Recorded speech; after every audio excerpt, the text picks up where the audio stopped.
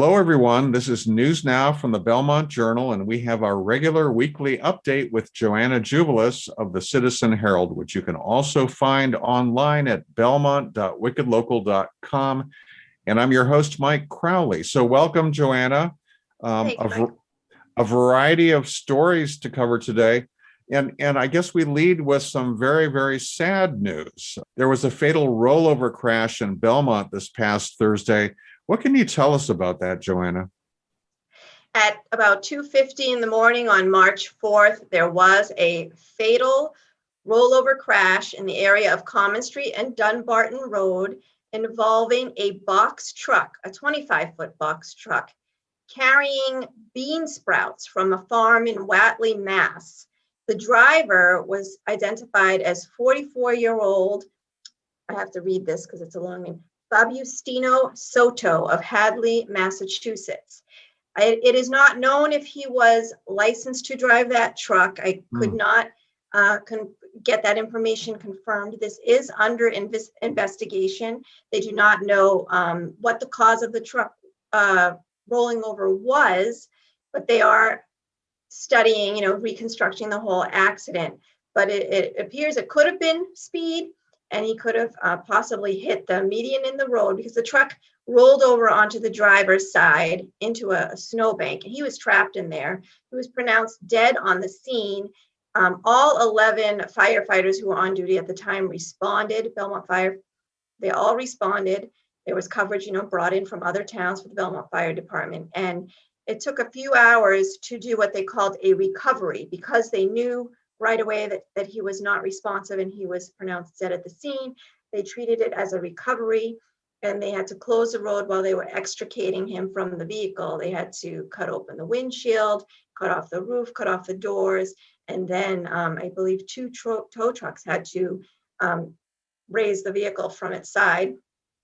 And that's all we know at the present time. We're glad that nobody else was involved. The timing of it, there was no one else on the road, and it's very rare that something like that does happen in Belmont, but it did happen.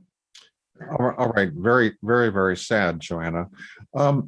I understand that Leonard Street may be closing again, and maybe this isn't a full closing, or is it? And the question. Sure, I'll fill you in. Okay. So as everybody may recall, last year during the pandemic, in response to the suffering restaurant businesses in Belmont, the town decided to close the Leonard Street. They made it one way so that there could be dining space available, outdoor dining space available in front of the restaurants in Belmont Center on Leonard Street.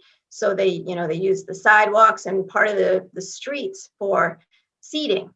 And this, we don't know for sure if this did help businesses. We believe it did. They said it's really hard to know because things were so bad at the time, but it definitely didn't hurt.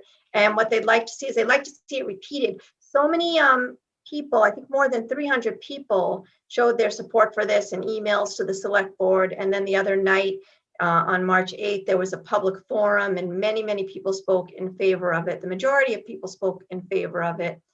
There are just a handful of Belmont Center retailers who are not in favor of the full closure all day. They would like to see a compromise, maybe have it just closed at night because they believe it's hurting their business, such as Revolve and Helena's, their clothing boutiques, as well as Cuvée. And is that because of the removal of parking on the street? Yes, it's just not as convenient. People have to go a little bit out of their way. It could be challenging for deliveries. But the select board will vote on March 15th.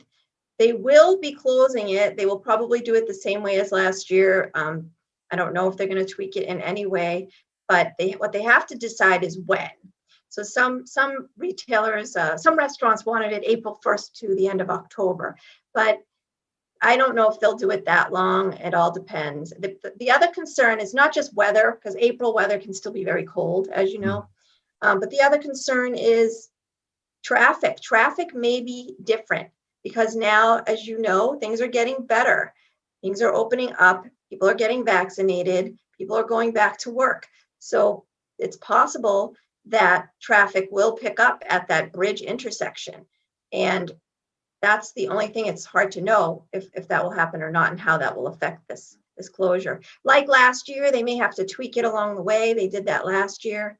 They had it a certain way and then they changed it because they could see it wasn't working well. So, but at least we know there will be al fresco dining in Belmont Center again. People called it the silver lining of the pandemic.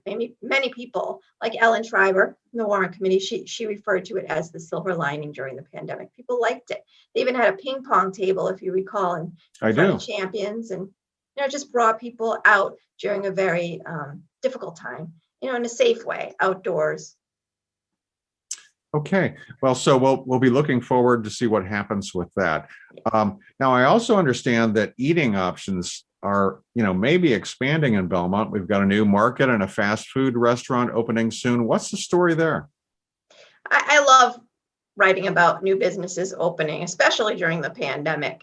So the other night at the zoning board meeting, they approved a special permit for a new cafe called Cafe Vanek, which will open where Seta's Cafe was. You may recall Seta's Cafe at 271 Belmont Street. It closed in September of 2019.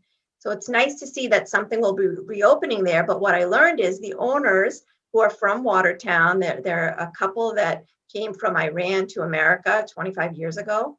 They're also opening a market in the two adjacent spaces to where Seta's Cafe was located.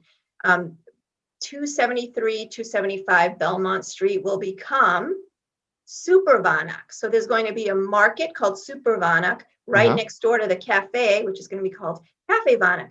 And Vanak is a very famous place in Iran. It has a famous history. And what she will do, she said, the owner, her name is Zora Beheshti, and she's going to be importing products from all over the world.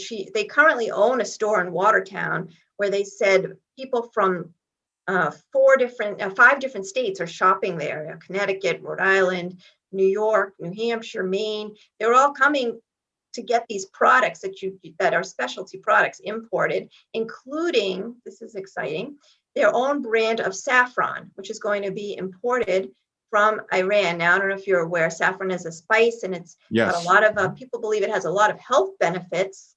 It could possibly reduce your risk. It could possibly help fight cancer, reduce your risk of heart disease. It's an antioxidant.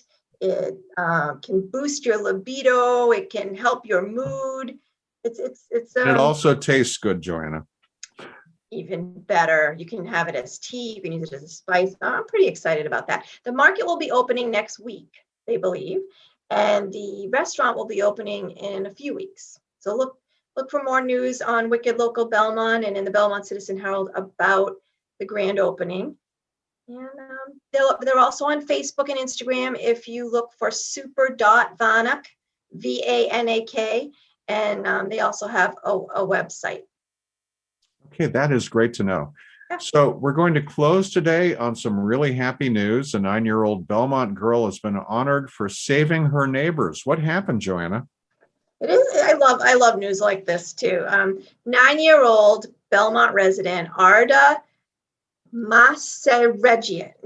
She is a 4th grader at St. Stephen's in Watertown. She lives on Harvard Road in Belmont. And on the evening of December 20th, she was outside and she saw that her neighbor's porch across the street was on fire. She immediately alerted her mother, who called 911, and then a relative in the home knocked on the door to make sure whoever was inside got out. The fire department came and was able to put the fire out. The home could remain occupied. The residents were not displaced because they got there in time and were able to put the fire out in time. So she was honored on March 8th at the Belmont Fire headquarters, and she received 2 certificates, one from the State Fire Marshal's office, which is what they call the Young Hero Award, and the other is a Chief's Commendation from Acting Fire Chief Wayne Haley, just commending her. She got a chocolate dream gift basket, her own fire hat, a t-shirt, and it was just a really feel-good moment in Belmont. which, I love. And it wasn't virtual, which was even better. I got to go in person and cover it. Okay. Well, that is a great story, Joanna. And we thank you for all the news and look forward to talking with you next time.